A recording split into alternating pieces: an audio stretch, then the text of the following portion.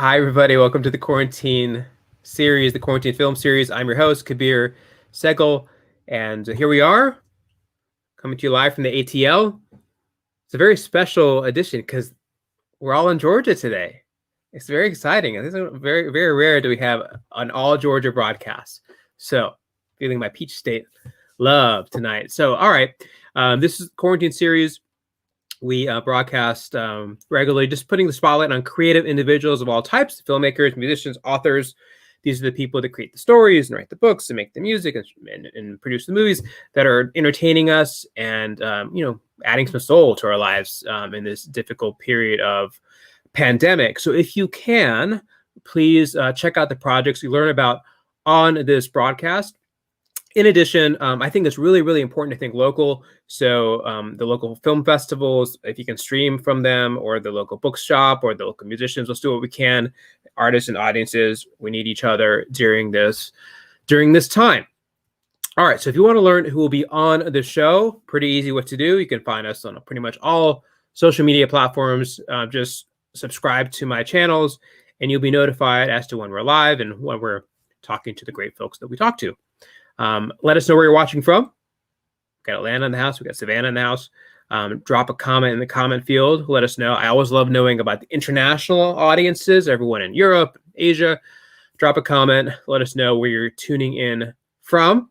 And if you have a question, I don't have to ask all the questions. I do like asking the questions, but let us know what's on your mind, no matter if you're watching live or if you're watching on the rebroadcast. So that's that. Now, for the main event, there it is. The main event, the wonderful filmmaker who's joining us today. She's an acclaimed lady of cinema. Her films include Us Kids, which we'll talk about, and she's been on this beat for a while, so we'll talk about Newtown. Her films have been presented at some of the most august film festivals in the world, and by that I mean Sundance and the Tribeca Film Festival. She's a graduate of the prestigious Johns Hopkins School of Advancement International Studies, so we could talk about foreign affairs, maybe. Let's see. Please welcome to the show the wonderful filmmaker herself, Kim Snyder. Welcome. Hi, thanks for having me. Great to see you. Welcome to Georgia. Thank you. I love your great state. Good. I'm glad. So first I want to ask you, Kim, how has the quarantine impacted you? How has it impacted some of your projects? Well, let's see. Like everybody, I think, in the world who did not expect anything that 2020 was going to be, we premiered the film at Sundance. And like a lot of my Sundance class of 2020, we're pleased to get into South by and, poised to have what, after sort of 3 years of in the works, take the film out over the next 9 months is what you normally do, and traverse the world. And then, of course, COVID descended just as South by was happening. And so we waited on bated breath like so many people. And I think that the cancellation of South by was that first big cultural kind of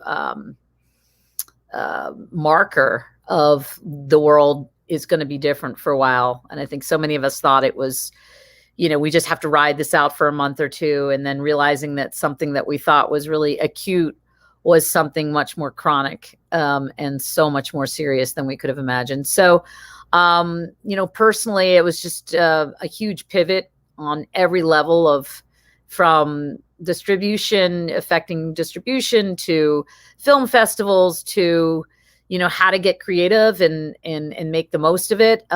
We can talk a little bit more about what we specifically did on that front with this movie in the throes of the pandemic, and no movie theaters, no art house theaters, no festivals. But we did, like a lot of people, we've done a lot virtually. We feel we've done really well on the virtual film circuit, continue to do that. We did some drive-ins over the summer. And, just on a personal level, I think what you were mentioning, Kabir, was like a lot of New Yorkers, it hit us hard and fast and really scary. And I fled, like a lot of people, those first weeks in March, and went and holed up and worked virtually from a remote place out on Long Island. And I'm single. So it was, personally, I felt such a mixture of a mixture of I'm blessed and I have to count my blessings. So many people are suffering so much more than I, and yet I was also in a house for 16 weeks alone. And that was, quite a journey internally, and continuing to try to work with the film. And it's just such a different experience to be not going to New Zealand, for example, where I was invited live, but be sitting after, week 7 in a house and, hello, New Zealand. And then, it's just such a different state of being, that isolation. So that's what I've been doing. And honestly, to just bring you current, I literally haven't left New York until very recently, and take the quarantine very seriously. So I was missing my aging mother, and did not defy what I think a lot of the experts are telling us not to be running around on the holidays. But I very carefully by myself took a road trip to see my mom, and just did, and am happy and feel blessed that I got to do that in a very safe way. So that brings me of coming through Savannah. Not I get it. Well, let me just say hi, Mom, and not just to your mom, my mom who's watching downstairs. So all our moms are with us today. Yeah, thank you. I want to ask about your incredible film, Us Kids. Now, I think we all know about the tragedy that befell the kids and the community in Marjory Stoneman. Can you talk about how you got involved with this particular topic and why you wanted to turn it into a feature? Yes, I had made a movie in 2016 that also premiered at Sundance called Newtown. And that I was happenstance as well. I never sought out. I didn't know a lot more about gun violence than the next person. But I landed through a series of happenstances in that town back in 2012 after that tragedy, that horrific tragedy of the children in the elementary school. And I spent 3 years in that community and ended up making a film that was sort of a treatise on collective grief, but it was mainly adult grief. And it was meant to talk about the fallout of gun violence in a community, and how deep and how far reaching that is. And the one thing I wasn't really done with was the idea of this story of all the kids that escaped and the PTSD that they suffered. And of course, mass shootings get a lot of attention, but it really made me think about a nation of traumatized youth. And most of them are not in mass shootings. They're in everyday gun violence in Black and brown communities, and just thought a lot about that. And but I was like, I need to move on. I'm done with that. And I was working on a totally different project in Florida, developing something else. And I was in Tallahassee when the Parkland shooting happened, and was on the steps of the Capitol with that mayor, completely happenstantially, when busloads of kids from Parkland arrived. And that was really the birth of what became, I think, the most significant youth movement since the Vietnam era. So I was compelled, having made Newtown, to go to Parkland and start to ingratiate myself into that community. And here I am, 6-7 years later with 3 films, two feature-length films and a short that all deal with gun violence. So Us Kids is that like end of a trilogy, I guess. But it's really very different than Newtown, because Us Kids, unlike Newtown, is all the voices of youth. We kind of cut out all the adults, and it's really about trauma, rage, and transforming that into action and hope, is how I see the film. And it's more than anything a coming of age story of a group of kids who built a movement that was inclusive and went way beyond Parkland onto 5 continents, and continues to grow. That's a part of the story I don't think people know much about the wider movement. Talk a little bit about how it's grown into this movement around the world, and what are the leaders who came? Where are they now? That the ones that we saw. Yeah, go ahead. Yeah, I mean, when Emma Gonzalez, who all these kids have become what I consider to be good friends. I just saw her the other day in Florida, and spent some time. I think when Emma went out and tried to not tried, expressed herself in such a raw and vulnerable and strong way in only days after, seeing her colleagues mowed down with an AR-15. That act, when she did that, in some ways reminds me of the beginnings of Arab Spring, when that young man in Tunisia, something went viral on social media that was so powerful and sparked something historic. It provoked a whole nation of kids that were traumatized and ready to do something about this, and just frustrated and angry. And it was like a rallying cry that was heard throughout the world. And in 37 days after that moment, they pulled off the largest youth protest in American history since the Vietnam War, that spawned the entire globe, and, sister cities, and, a million people in Washington. So, it just was an amazing thing to watch, to be part of for a couple of years, and to see them then be on the road with them that summer in 50 cities, build something inclusive with kids from cities all across America. In terms of where they're at now, we focus on a handful of kids that some of them are Parkland kids, and then a couple of them, Bria Smith was from Milwaukee, Alex King in Chicago, who had been, addressing gun violence in their own communities in those cities, joined forces. And, they all continue to be activists in different ways. Emma is, they're all in school, moved from high school on into college. And, I think there's a line toward the end of the movie where Emma talks about, I'm still an activist, but I'm doing it on my own terms. And I think they've all figured out a way to, part of what you see in the movie is the fallout of how much they sacrificed in doing this, and giving up seminal moments of coming of age, things that, I constantly thought, well, what was I doing that summer? Nothing like what they were doing to try to save the country, in a sense. And, I think that, they're trying to balance being regular kids again, and not losing all of that seminal developmental time in life, and at the same time doggedly continuing to try to help the country. But it's beyond gun reform for them. They were always very forethinking about the intersectionality. Like, they always knew that you couldn't talk about gun violence without talking about racial justice. And so I feel like when it premiered in Sundance, it read one way, and now in the post-COVID, post-Black Lives Matter, it resounds in an even more significant way for me and for all of them. No, I appreciate you sharing that. How did the story change in the edit versus what you thought going in? What threads came out more clearly as you relooked at it?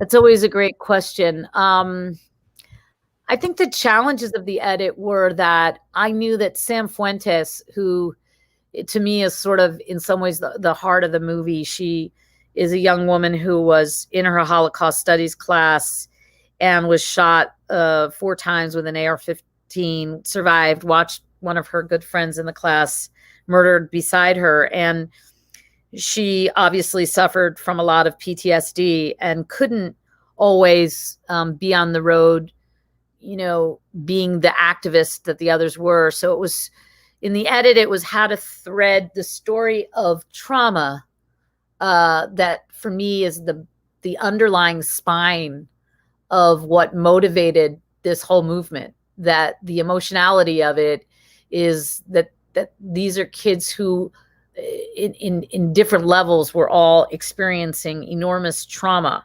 And so were a lot of kids around the country, of just being scared to death. So it was weaving together those stories of the story of trauma with action and growing a movement, and how to weave those pieces together. That took a lot of time to do that. Really, so many hours and consternation over Yeah. the as there always is. And what's been the early feedback from audiences? What sort of people the focal point of what people say to you? Uh, People feel inspired and hopeful, especially as we went into a historic election that we just went through. It started with gun violence. It was all about civic engagement. They were all about this isn't red or blue. This shouldn't be a gun violence shouldn't be a political issue, shouldn't be a partisan issue. It's a public health crisis. And then, of course, as the election neared, we all felt strongly that this was about civic engagement and letting young people have their voices be heard about issues that they care about. And so I think the reception, one of the early things, as I said to one of my producing partners, I really want this to be a film that people their age want to see. And we've gotten a lot of great feedback that young people like it, but I also feel it's very intergenerational. So there's equally a lot of feedback from in the adult world that feel hopeful. People like me that, if it weren't my film, sometimes I talk to the kids or I see the film again and I feel hope. I feel like there's a line toward the end where, somebody asks Emma, do you think you can sustain this movement? And she says, oh yeah, we have plenty of time. We have way more years than a lot of these people have. And we have patience. So I feel that way. I feel like not in a fetishizing way of like, oh, they're going, I mean, they sort of resisted that. It's like, it's not just up to them. It's to everybody of every age, of every corner to make this a better place and to, fight for the things that we feel are just. And so, I feel the people are getting that message in the film. It's, so we feel great. We're using it in a lot of ways for impact. We're using it here in Georgia Good. in the coming days to continue Good. to inspire kids. Yeah, one music nerd question. Just tell me about the music of the project. I saw Phil Eisler and Brian Redsell. Tell me about how you thought about choosing the music for the project. Sure. Well, back when we made Newtown, we had collaborated with Phil. My producing partner, Maria Cuomo Cole, had known him through a Sundance connection. He's enormously talented and was really passionate. And he had this crazy idea with Newtown to get a whole bunch of composers from out in LA to collaborate. And at first it was like, well, that's kind of crazy, but it worked. We felt it worked. And we had this beautiful score. And then when we decided to team up again, so he scored it, but I used a lot more licensed music in this movie because I felt I wanted more of that. So, we have, just ended up having Sharon Van Etten's 17 song, and she came to Sundance, and, just everybody who either licensed us stuff or Phil was just so passionate about supporting the youth. It was all about supporting the youth movement. Everyone was involved. Got it. Well, thanks for sharing that. I always like to know who are some of your inspirations as a filmmaker? I know it's a very broad question, but I always like to know, from where does your inspiration come from? Who are some? It doesn't have to be documentaries. Any kind of filmmaker. No, I started out with more exposure in the narrative world. Oddly enough, I did study international affairs, and it's a longer story, but spent a fair amount of time in Central Eastern Europe at a certain point and became really impassioned with those filmmakers in that part of the world, the cinematography there. Just a lot of films coming out of the Czech Republic and Poland and Hungary and Russia. And those were early inspirations for me. But narrative films that, like for Newtown, I was just talking about it with a friend. Films like Ordinary People, films like The Sweet Hereafter, and those emotional, intimate kinds of films are things that resound for me. And in the doc space, I just saw a film really currently that I think blew me away, called Collective, from Romania, a documentary. And you see these things and you're just, you're inspired to do it again. Yeah, totally. Well, it's a pleasure having you on, learning about Us Kids. Let's put the website up there so people can see. There it is, uskidsfilm.com. And I think we have a screenshot. There it is. Yeah, so everyone please go to this website. You can see the trailer. You can see where the screenings are happening, and get involved with this, not just a film, but really a movement. Thanks, Kim, for making this terrific film. Thank you so much for having me. All right, my pleasure. So that's our show today, everyone. If you want to learn who'll be on the show, subscribe to my social media. Stay safe out there, stay healthy, and take care of the art. Bye, everyone.